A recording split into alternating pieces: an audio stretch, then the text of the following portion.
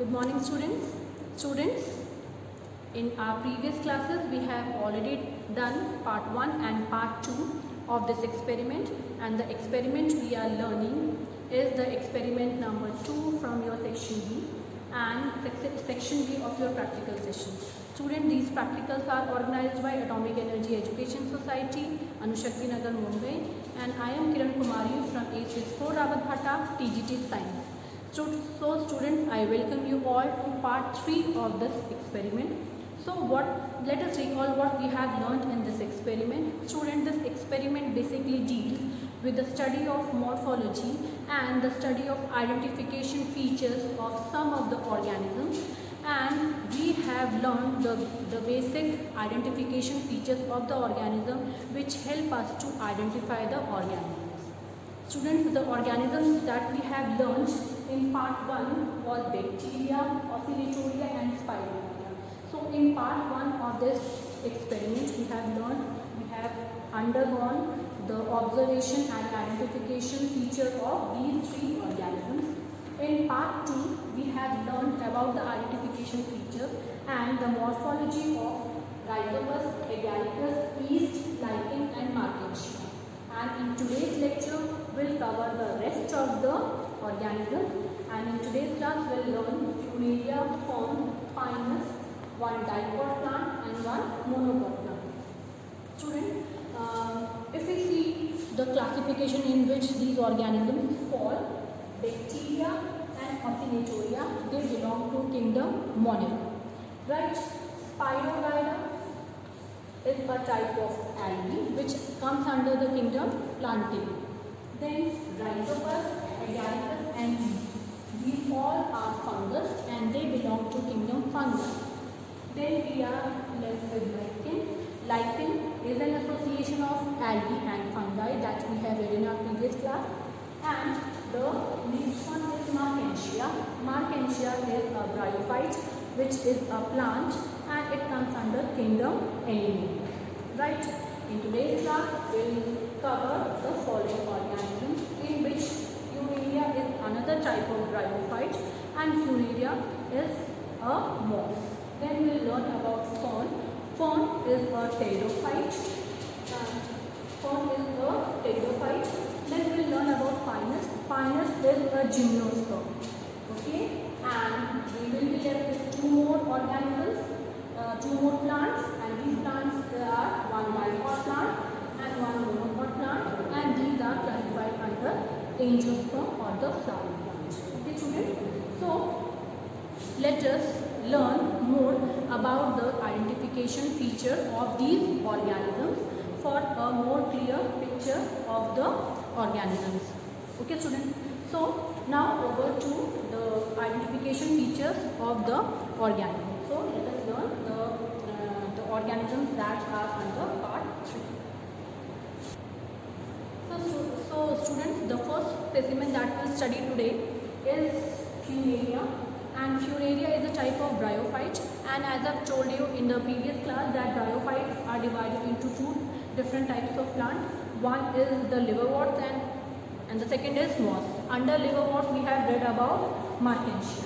So this is the next bryophyte, and the example that we are learning is Funaria, and it is a type of moss. Okay. So students, let us learn the characteristics. Some of the characteristics I have written on the board because it is not possible to write all the characteristics on the board. So I have taken certain pictures, the real pictures, and I have taken the characteristics and will study the more and detailed characteristics on the with the help of the PDF file. So here we are only concentrating on main characteristics so that we can learn what actually we can identify the organism. So this is Funaria.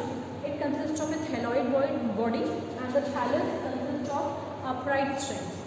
So I have already told you that bryophytes show alternation of generation, and the main plant body is the gametophyte. Okay. So the gametophyte, it has certain upright structures. Okay. And the gametophyte has certain leaf-like structures which are spirally which are arranged in a spiral manner. Okay. So upright stem-like structures are present, that means small oval leaf-like structures. So leaf-like structures are present which are without midrib. and they are present in a spiral manner. Now, in bryophytes, roots are not developed, but root-like structures are formed, which are known as rhizoid. So, bryophytes are like Funaria, they are attached to the substratum by means of root-like structures, which are known as the rhizoid. The next are the reproductive organs. There are certain upright structures which are born, which are present or which arise from the gametophyte, and these structures are known as the ensidiophore and archigoniophore. So on the ensidiophore, ensidia are formed, and on the archigoniophore, archigonia are formed. Archigonia helps in formation of the egg, and ensidium helps in formation of the sperm for the fertilization. And for fertilization, water is needed so that the gametes can swim, and the male gametes can swim, and they reach the ovum or the egg to fertilize it. Right, students?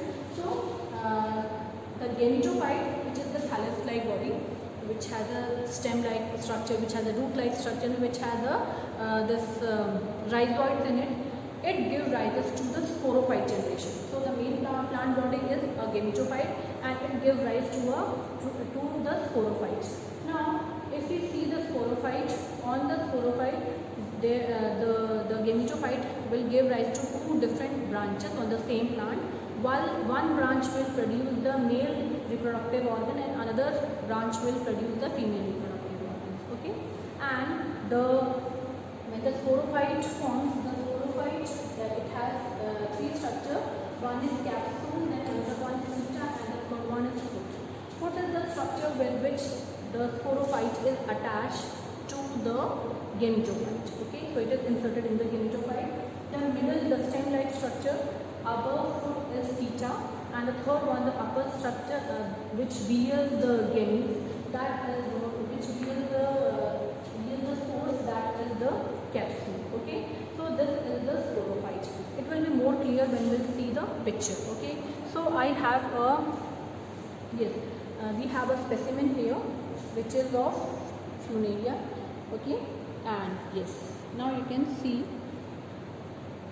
can see lower yes, here if I show it like this, yes, the thallus-like body is on this and on the lower side, and it gives rise to the sporophytic generation. This is the gametophyte generation, and gametophyte generation forms the sporophyte. Okay, so sporophyte is dependent on the gametophyte. Okay, and the sporophytes help in formation of the spores. Okay, and the spores form the new organism or the new plant. Okay, so here I was talking about the sporophyte, that the sporophyte has a foot-like structure. The foot is inserted here. Now the stem-like, the middle piece is the seta, and here the round structures you can see, that is known as the capsule. Okay, so this is the specimen of Funaria. Now students, the next specimen that we'll learn today is the Dryopteris or fern, and it is an example of pteridophyte.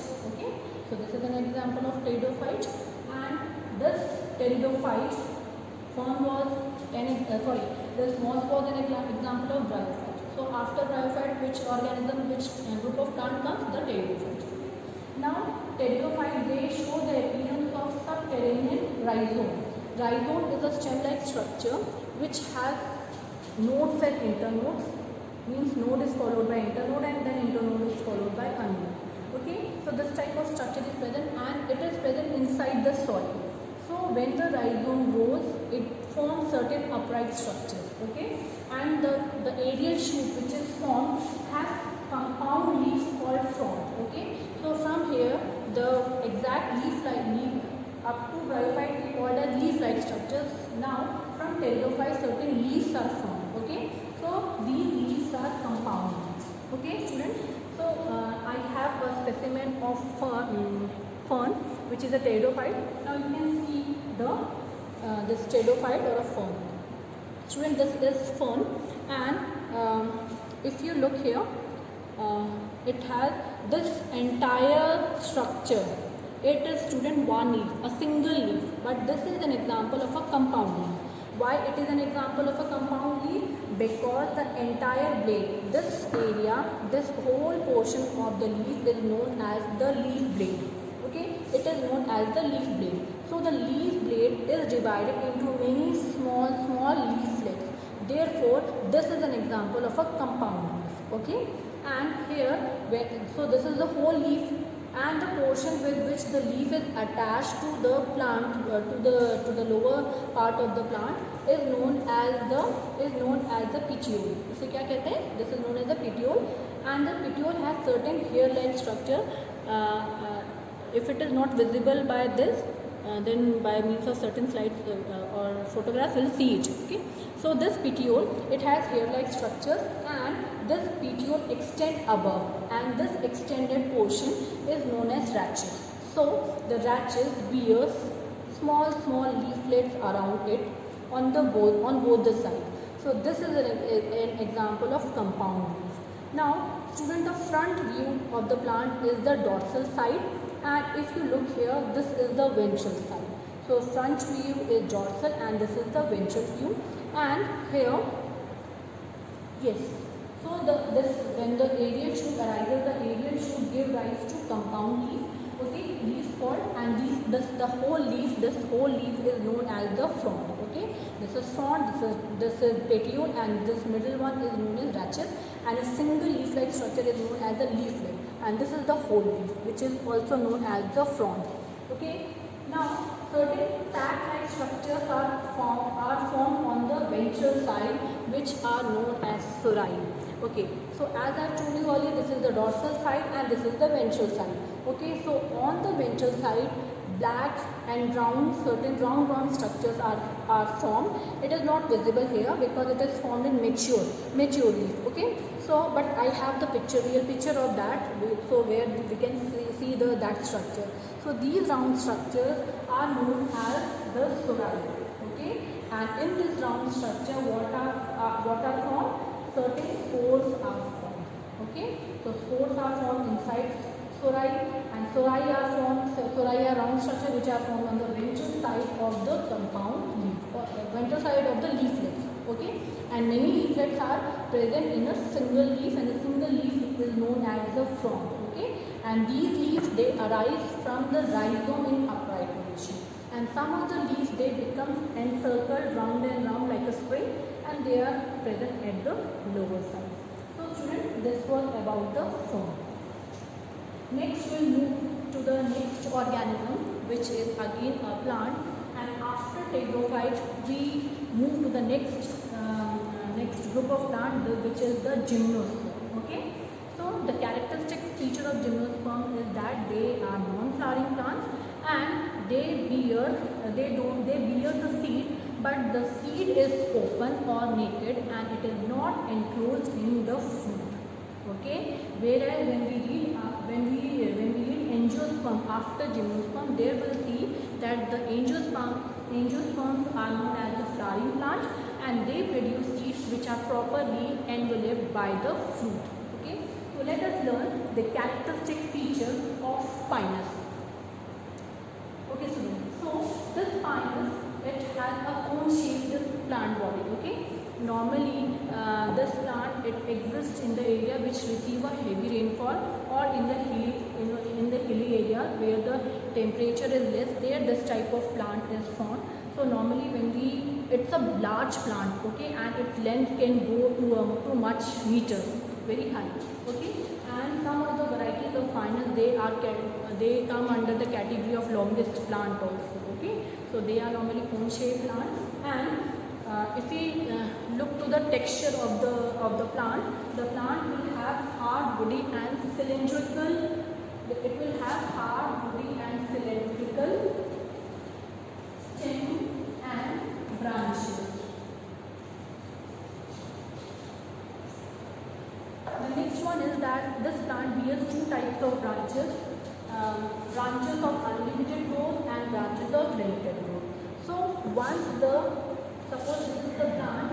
Okay, now from this plant, certain stem will arise, and certain branches will arise which will be of unlimited growth. And from here certain branches will arise which will be of limited growth. Okay, so two types of branches are formed: branch with unlimited growth and branch with the limited growth. Okay, and if we see the reproductive structures are formed in male and female cones. So beautiful cones are present on this plant, and these cones are the reproductive structure. Male cone is normally formed in clusters, and they are formed in groups. Okay, so they are many and formed in groups, whereas the female cone, they are less in number, maybe one also, and they are large. Okay, so less number of female cones are formed, whereas more number of male cones are formed. This male cone, they produces the male gamete which are present in the pollen grains. Okay, and the female cone bears ovules on in it. Okay, so I have in our lab we have a specimen of this cone of Pinus. And now I think you can recall this structure. Whenever you have gone to such hilly areas, you may have seen these type of cone which are all on they are present all over the roof. Okay, all over the ground near the Pinus tree. Okay, so these are the cones, and they are sold in the market for different purpose. Especially they are taken and they are painted with different colors and are used as an ornamental material to beautify the house or a particular office or a place. So students, this was all about the Pinus. Now we will move to the next group of plant, which is the angiosperm. And angiosperms have been divided. Angiosperms are the flowering plant, and they are divided into two categories. One is the monocot plants, and the another one are the dicotyledonous plants. So let us learn angiosperm plants. So students, the next plant that we will study is the angiosperm. And angiosperm plant, they are popularly known as the flowering plant, and this is the largest group of plant because most of the flowering plants come under this category. And here the seeds which are formed, they are present in a well covered fruit-like structure. So fruits are formed and seeds are inserted inside the fruit. For example, guava fruit, or we take pomegranate, seeds are present inside the fruit. Okay, so let us learn the characteristic feature of the angiospermic plant. In your syllabus, two different types of specimens are given under angiospermic plant. One is dicot and another one is monocot. Okay, so let us learn the characteristic feature of the dicot plant. Okay, so dicotyledonous plant, the specimen which is under in your syllabus, that is a pea plant. Okay, so since now it is off season, so therefore we are unable to get a pea plant, but certain different plants we have brought. For example, hibiscus also comes under the dicotyledon plant, and we managed to get the specimen of hibiscus. So there I will show you the characteristic feature which the dicotyledon plant has. Now this is the proper plant which has all the developed root, stem and leaf, including it has flower also. So plant body is differentiated into well developed root, stem and leaf. Root is the lower part of the plant which is attached to the soil, which absorbs water and nutrients from the soil. The next is stem. Root delivers the water and nutrients to the stem, and stem distributes all the nutrients, water to the entire plant and to the leaves. Okay, children. The next one is that the type of root. The type of root which is present in dicot, it is normally a tap root system. Tap root system is a type of root where from the tap root system, there is a main root. Okay, and from this root, certain lateral roots are there. Okay, and normally it goes down in the soil in search of water and nutrients. So this type of root system is known as taproot system. So generally dicot plant has the taproot system. The next one is the type of leaf. This type of plant, the dicot plants can bear both the type of leaf, simple leaf as well as compound leaf. Compound leaf I have already shown you when we we have learned about fern plant. Okay, simple leaf is a type of leaf which is just like this.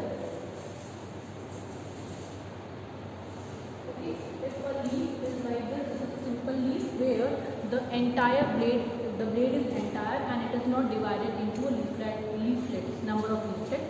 A flat blade is present and the margins may obviously it may be wavy or it may be entire margin. There is a properly well developed midrib in the leaf, and the midrib is divided into number of net-like structures which are known as the vein legs. The veins are this is the midrib or the vein, and it is divided into number of vein legs. Okay, so this type of leaf is a simple leaf. Suppose if a leaf is like this, suppose this is the whole leaf and it bears number of leaflets like this, then this type of leaf is known as the compound leaf, where the entire blade is divided into small leaves. Okay, so angiosperming plant can bear both the type of leaf, simple as well as compound leaf. Now if you look to the venation, the type of venation it has, yes, venation, normally the dicot plant they have a reticulate venation. Reticulate venation means suppose this is a leaf. Reticulate venation means the veins are divided into net-like structures. Okay, so when the venations are net-like, then this type of venation is known as reticulate venation.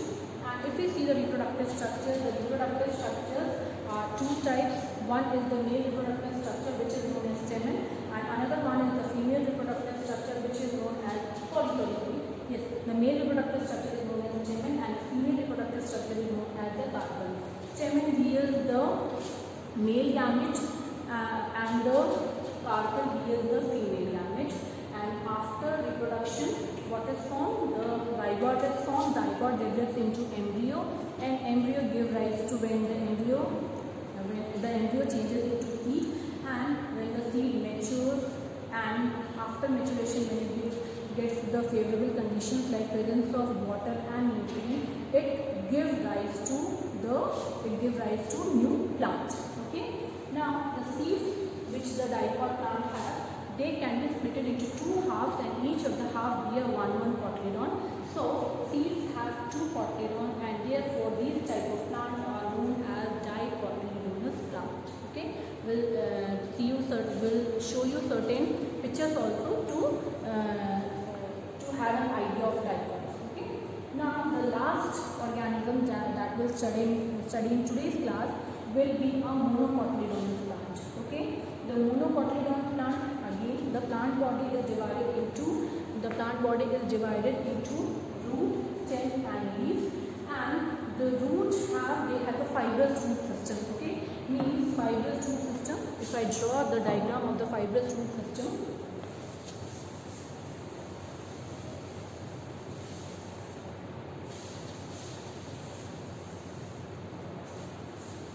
fibrous root system means if this is a root, then from a common point many roots will attach. Okay, so this type of plant is known as this type of root is known as fibrous root, and it is generally present in all the grasses. Okay, because all the grasses come under monocotyledon plants. Then all the type of sills like rice, wheat, bajra, millet, they all come under monocotyledons. And if you have ever tried to pluck the grass, you may have seen many roots which are arising from the common point. Will show you also. Okay, so this type of root system is known as fibrous root system. Okay, the next one is that the type of leaf. The leaf may be simple or it may be compound. Okay, and if we see the venation, monocotyledons generally have a parallel venation. So let us learn what is parallel venation. Suppose again if I draw a leaf, suppose this is a leaf, and if the veins are arranged either in this manner,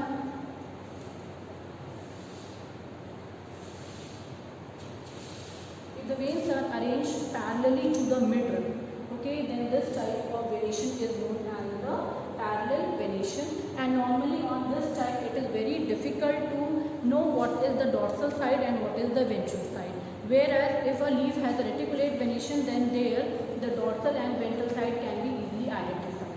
Okay, so this type of venation is known as the parallel venation. Okay, and the last one is the second last one is that ovules are present in the carpel, and the seeds have only one cotyledon, and therefore these are known as the monocotyledonous plant.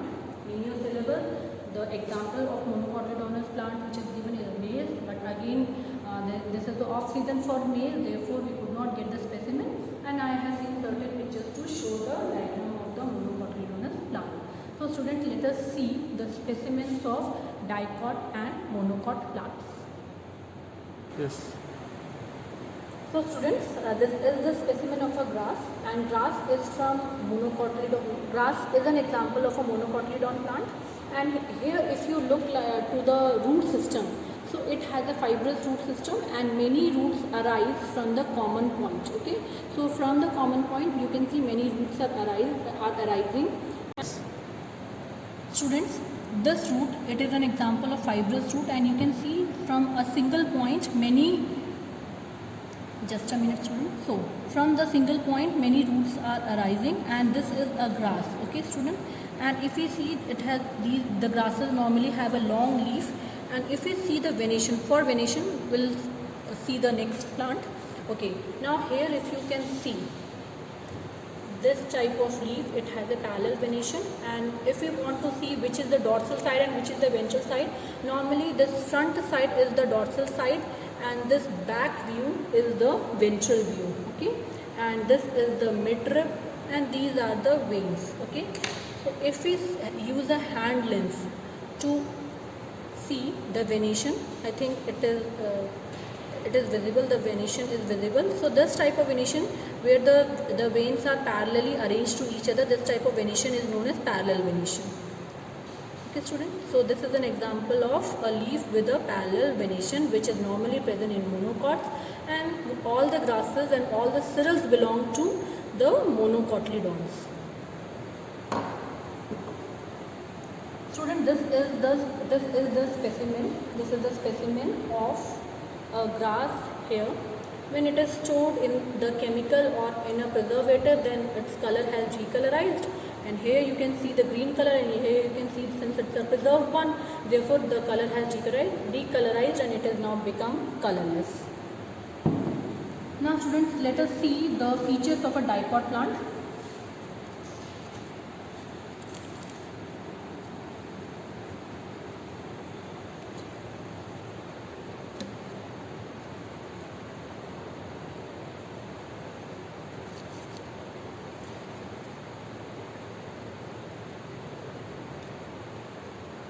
Okay student, so yes, now here if you see the leaf, yes, and if you try to see the venation, this is a net-like venation, and this is the example of this shoe flower or Hibiscus rosa sinensis, and here you can see the venation is net-like, therefore this type of net-like venation is known as the reticulate venation, and here it has a beautiful bud also. Okay, so students, you can see this is the bud. Okay, yes, you can see this is the flower bud. Okay, and this is the flower. The flower is attached to the stem by means of the stalk. These are petals. Okay, it's a colored flower and many colors are available. This flower, the colored petals help the plant for pollination, because all the insect plants are all the insect and animals, they are and the birds also, they are attracted towards the flower because of its beautiful color, and when they sit on here, then they help in pollination because they transfer the pollen grain from the male reproductive structure to the female reproductive structure. Now students, if we see here, the these structures, these are the stamen, and stamen has two structures. The lower one is known as the the male reproductive organ is the stamen, and here the lower structure is filament, and the upper structure is known as the this one is known as the this one is the female reproductive organ. This female reproductive organ, the lower one, this is the style. The upper one is known as stigma. This one is known as style, and the lower portion which is inserted inside is known as the ovary. And if you see the stigma is expanded, and whenever the pollen grains are whenever they are transferred from the male reproductive organ, they travel from here, and the pollen grain lands on the stigma, and there is fertilization. So the pollen grains have the male reproductive gametes, which are which can be the male gamete, and male gamete are transferred from the pollen grain to the receptacle, to the stigma, and stigma, now the pollen grains, they germinate on the stigma, and from stigma, if you look inside the stigma, if you go inside the stigma, the pollen grain, they insert the male gametes in the stigma and to go to the middle piece, and this middle piece is the style. And if we remove, student, just a minute, if we remove the petals,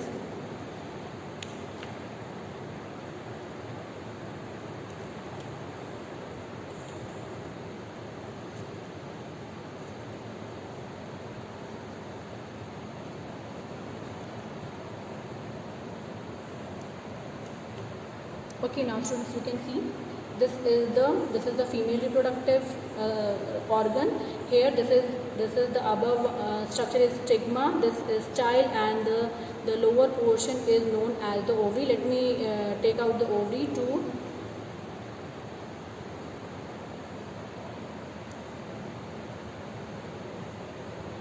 Now I think this ovary is visible to you. Certain green structures are present which can be to support the ovary. Now here you can see the ovary, and ovary has the ovule, and this is the stigma, this one is the style, and this one is the ovary. Now students, if you look to here, yes, these are the male reproductive organs. The lower one is known as filament, and the upper one is known as anther, and anther produces the pollen grain, and pollen grain, it moves from here, and it sticks on the stigma. So students, if we the root type, the system of root which is present in the dipod, it is a taproot system. So I will show you how a taproot is present here. Now this is an example. Yes, here you can see this. Yes, here you can see a single root is there, and many lateral roots are arising from here. In this also, yes, this is the tulsi plant. Okay, here you can see there is a main root which goes down, and this root which goes down is the main root, and many roots arise from here, and these are the lateral roots. Now the stem is divided into nodes and internodes. This area from which the leaves arise, this is node, and between two leaves, this area is known as the internode. Maybe the stem may be plain also, and the stem may be covered by small hair-like structures. Generally, a new leaf arises, new bud or a new leaf arises from the node area. So students, will move to a PDF presentation to have a depth knowledge about the characteristic and the identification feature of the organism that we have learned today. So students, this is the first specimen that we have learned today, and this is the Funaria or moss. Okay, so if you look to its structure here, if I expand it, yes, so this is Funaria or moss, and here if you look to its the diagram, this is the diagram of a moss, which is Funaria, and the lower structure which is visible here, it is the gametophyte area, and it is green in color, and it has a leaf-like area, and the leaf-like organs, and these leaf-like organs, they are arranged in a spiral manner. Okay, and the male branch is different and the female branch is different. This female branch is bearing this female sporophyte, and this is the male branch. Okay, and this is the gametophyte area, and this gametophyte give rise to the sporophyte. Okay, so the thallus of Funaria consists of small upright stem which bear small ovate and leaf-like structures which are without midrib. The next is that the leaves are green and they are spirally arranged, that I have already told you. The lower structure to which this Funaria is attached is the rhizoid and their root-like structure. Then the reproductive organs, they are present on the separate branches that I have told. This is the female branch and this one is the male branch.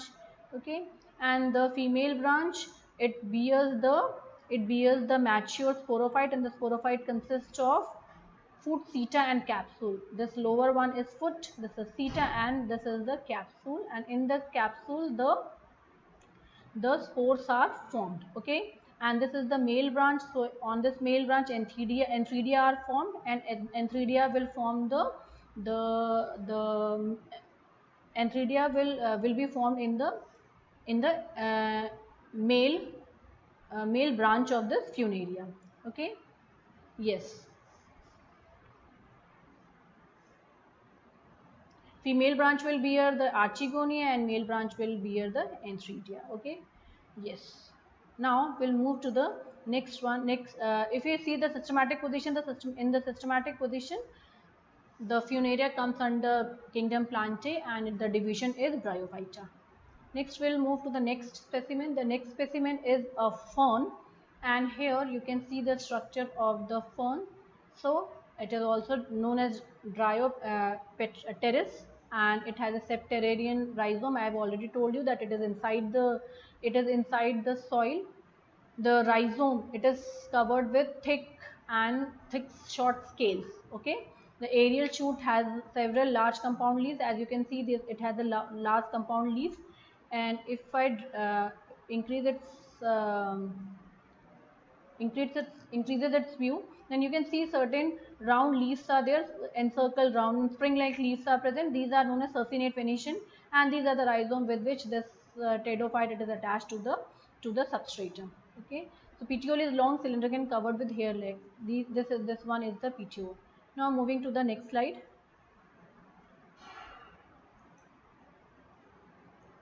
Okay, student. So the small leaflets they are also known by other name, that is pinnules. Okay, and large number of spores, a large number of sac-like structures which are known as sori, they are present on the ventral side of the leaf, as I've told you earlier, and each sorus consists of a cluster of sporangia which bears the spores. Okay, so it bears the spores, right?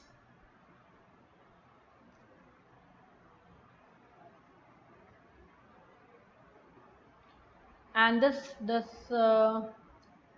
fern is an example of pteridophyte. Okay, so if we see its systematic position, it comes under kingdom Plantae and division Pteridophyta. Right, now moving to the next one. The next one is Pinus, and Pinus is a category of organism, a plant which comes under the gymnosperm. So it is a cone shaped plant, as I've told you earlier. Then it is hard, woody and cylindrical. Two types of branches are there, one with unlimited growth, this one is the branch with unlimited growth, and the small branches arise from this. Okay, then needle like green leaves are present. If you see its leaf, they are needle like. Okay, reproductive organs are born in male and female cones in the same plant. So in the same plant, both male and female cones can be can arise. The male cone, they are present in large cluster around 8 to 40. They are small, green, conical, and composed of central axis. Microsporophyll bear two elongated sac-like structure at the base of the ventral side. They are called pollen sac. Means it is talking about the male cone. The male cone has microsporophyll which are arranged in a spiral manner, and each of the microsporophyll bears two pollen sac, and pollen grains are winged. This is the speciality of this pteridophyte Pinus, that the pollen grains which are produced by this Pinus, they are winged. Okay, the female cones, they are large, and if we see the number can vary from 10 to 30 centimeter in length. Okay, and the female cone, they bears the megasporophyll, and megasporophyll, each megasporophyll has a bracts scale, a ovuliferous scale which bears two ovules. Okay, So in addition to the oviviparous scale which has ovules, it also shows additional Bragg scale. If we see its systematic position, it comes under the kingdom Plantae and division Gymnosperms. Let us move to the angiosperm plant. The first plant that we have learned today is the dicot plant. And under angiosperm, the first plant that we have learned is the dicot plant. Okay, and in the dicot plant, the specimen which is here, the diagram which is here, it is a pea plant. Okay, so well developed root stem and leaves are present. Then the leaf may be compound or reticulate. Sorry, the leaf may be simple or compound, and here the leaf it is with the reticulate venation. Okay, you can see the flowers. The flowers pea plant. It had the flower which is shown here. It is violet in color. Okay, reproductive organs are stamen and carpel, and seeds have two cotyledons. And these are the examples of the dicotyledons plant: hibiscus pea, gram, lady's finger, groundnut. And if we see the systematic position, they are under kingdom Plantae and division Angiosperm. And class is dicotyledon, means the seeds have two cotyledons. And this organism, this plant is the last plant of today's class, and this is even this is the last plant in experiment number 2, section B. Okay, so it's a monocotyledon plant, and this plant is maize plant. Okay, so this maize plant, it has nodes and internodes. Between two nodes you can see easily internodes. Then this is the leaf. The leaf has a expanded base. Okay, and the leaf has parallel venation. This is the fruit. Okay, the fruit is present here. This is the male flower, and female flower is here. And there is the pollination. The male gametes move from here to here, and the fruit is formed. Okay, so corn is the fruit.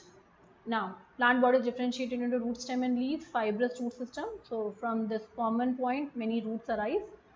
Ovules are present in the carpels, and seeds have only one cotyledon. And if we see the systematic position, it belongs to kingdom Plantae and division Angiosperm. The class is monocotyledon. Now, we'll move to the next.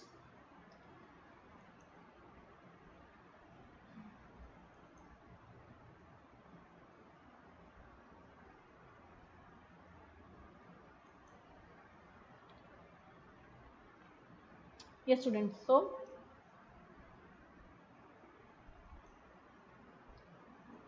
okay, now this is class 11 biology practical section B, experiment number 2, part 3. Okay, so this is to identify and study the morphology of representative types of bacteria, fungi and different plant groups. Okay, so we'll move further. This is the diagram of Funaria, and if you see, yes, this one is the gametophyte. This whole is the gametophytic generation, and it is giving rise to the sporophytic generation. Okay, and here it will form the spores. This is the capsule, this is the seta, these are the leaves, and these are the rhizoids. These are the preserved specimens of Funaria. Okay, you can see the capsule here. Funaria is also an example of moss. This is an example of fern. Okay, yes, Dryopteris fern.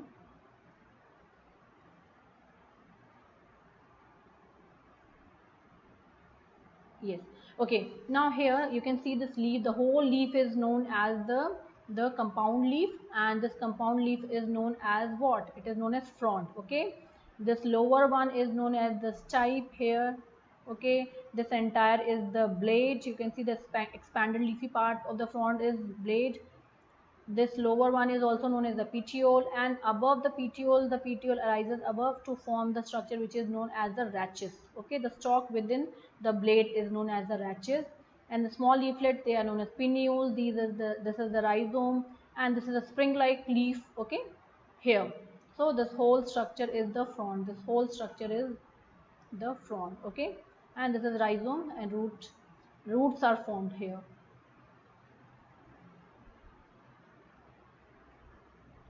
Yes. Now students, here you can see this is pinna, the leaflet, and this is the structure that I was saying you. Sori are the structures which are present on the ventral side. Okay, sori are the structure in which the spores are formed. Spores of the pteridophyte. Yes, you can see these are the brown color spores, sori, which are formed on the ventral side, and each of the sori bears the spores in it. This is the life cycle of fern. Here, this it means the frond, it gives rises to the sorai, sorai will form the sporangia, sporangia will form the spore, and when the spore germinate, they will form a gametophyte. A gametophyte is like this, and this gametophyte, when it germinates, when the spore germinates, it forms a heart-shaped gametophyte, okay, which is known as prothallus. This is student, this is very important from your NEET exam or your MCQ exam.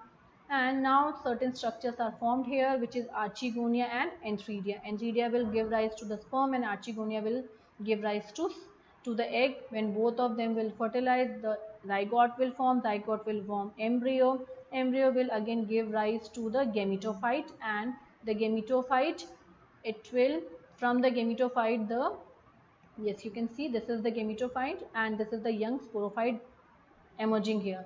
So here the main plant body is sporophyte, and sporophyte give rises to the gametophyte generation. Okay, so this is the difference here in pteridophyte and bryophyte. In bryophyte, the main generation was gametophyte, and gametophyte give rises to sporophyte. But in pteridophyte, the main generation is pteridophyte, and it give rises to the gametophyte. Okay, now this was all about the life cycle of the form. Let us move to the gymnosperm. Okay, the example of gymnosperm which we are learning here is Pinus. Okay, here we can easily see this is the branch on which both the male and the female cone is present. So this is the female cone, and this is also the female cone, but this is the second year cone and this is the third year cone. Okay, so 3 years it takes to grow to a full size. So this is second year. If the first year cone, it is very small. Okay, first year cone, it is here and it is very small. This is second and this is third year, and these are the dwarf shoot. Okay, where the female cones are born. This is the LS of male cone. Okay, so these are the sporophylls which are arranged in spirally, and each of the sporophyll, they have the microsporangia. It is the male cone. Okay, so it has the microsporangia, and one or a microsporophyll bears two microsporangia in it. Microsporangia are the pollen sac in which pollen grains are formed. Okay, you can see these are the microsporangia sporophyll. Next, this is the LS of mature female cone of Pinus. Okay, so if you see these are the megasporophylls. The male cone has structure which is known as microsporophyll, and female cone has a structure which is known as megasporophyll. Each of the megasporophyll has two ovules. Okay, and if you see the microsporophyll or microsporangia, it has two microsporangia. The microsporophyll has the two microsporangia, two pollen sac, and megasporophyll has two ovules in it. Okay, and students, you can see this is the mature tree. On the lower branch, the male cones are born. Male cone is like this, and on the upper branch, the female cone is formed. It is like this. You can see here, this is the female cone. If I just enlarge it, this is the female cone, and this one is the male cone. Okay, yes, student, now here you can see how the fertilization take place. This is the body inside the female cone, this is the ovule. Okay, and this is the pollen tube, and pollen grain has come here to give its female to give the male gametes, and here the fertilization is taking place and seed formation has taken place, but seeds are not enclosed by any fruit. Moving to the next page. Student, this is the dicot plant, and this is an yes, this is an example of a dicot plant, and the plant which is drawn here, it is the common pea plant. Okay, this inflow when we come from downward, you can see the root structure. It has a taproot system. This is the main root, and these you can see the lateral roots. It has a root nodule because pea plant is comes under the leguminous category. Okay, now you can see as we go above, this is the main stem which is divided into nodes and internodes. These are the structures in which the seeds are born, and this structure is known as pod or the fruit. This is the seed. You can see reticulate venation of the leaf, and the leaf is what? Okay, this is the compound leaf because this is entire leaf. Inflorescence is the structure which bears the flower. Okay, moving to the monocotyledonous plant. Yes, this is the monocotyledonous plant. This is the maize plant. Here the root, from the main point, many roots arises. So this is an example of lateral root. Okay, and here the leaf is expanded You can see here, and it has parallel venation. This is corn or the fruit. Okay, this is the male inflorescence. Male flowers are here. Male inflorescence is known as tassel. The female inflorescence, it has silk-like threads, which is styles.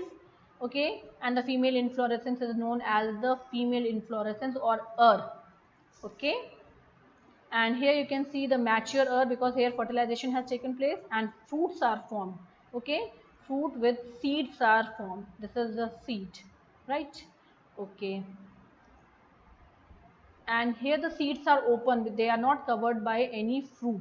Sorry, the seed is here, it is not covered by the fruit, so only the seed is there. The seed is open since it is yes, no, it is a monocotyledon. So these seeds are, they are provided with the cotyledons, and a single cotyledon is present in every seed, and the seed is enclosed in this, the whole is the fruit. Okay, and these are the flowers. Male and female flowers are different. If you see, this is the female part, this is ovary, the middle one is style, and the pistil. Students, I have given this diagram just for a comparison of monocots and dicots. Here in the monocots you have a single cotyledon, in dicots there are two cotyledon. Then in monocot the veins are arranged in a parallel main. Okay, so parallel venation. Here reticulate venation is there. Then in monocots the vascular bundles, they are scattered, whereas in dicots the vascular bundles are arranged in a ring. And if you see the flowers, the monocots have a trimerous flower, a multiple of 3, means three petals will be formed, and then again 3 petals will be on the lower side in the alternate manner. And here the flower is a multiple. Generally the flower is with the multiple of 5, means 5 petals will be there, then again 5 petals can be there, or only 5 petals can be there. Okay, so students, thanks for watching, and these are the resources which were taken, which were used for making this whole experiment. And students, while doing this experiment, you have to follow certain precautions, that because the specimens, they are present in the glass jar, so they have to be handled very carefully. Okay, because they are in the glass jar, and whenever we are handling the agaricus, they produce certain poisonous spores, so we should use hand gloves and mask whenever we are handling agaricus. Then yes, certain more precautions are there. Do not rush toward the specimen to observe it. You have to wait for your turn so that you can go to the specimen. And the next one is, be careful while using the microscope to observe slide, because microscope is very costly, it is very delicate also, and it can break if you handle it without care. So these were the precautions. So over to the board for the continuation of the class. Thank you, students.